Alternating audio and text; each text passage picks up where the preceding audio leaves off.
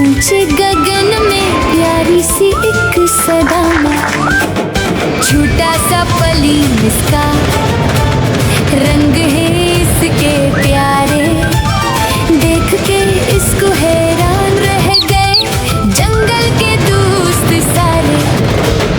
उड़ती जाए चिक्की रानी ईद की अपनी फ्लाइट में। बादल उसके दोस्त बने हैं सुनहरी सी एक लाइट में।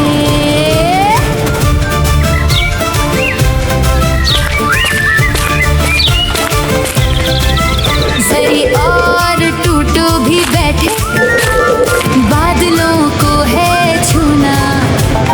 नीचे देखो सब छूटे हैं जैसे कोई खिलौना।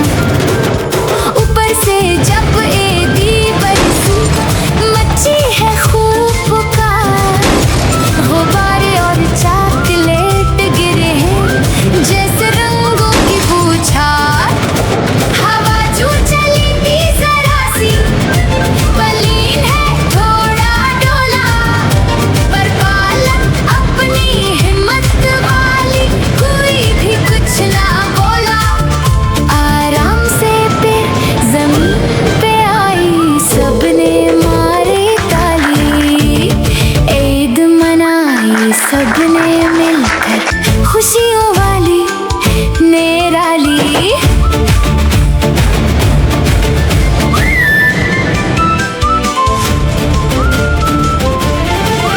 सब दूस बैठे पलीन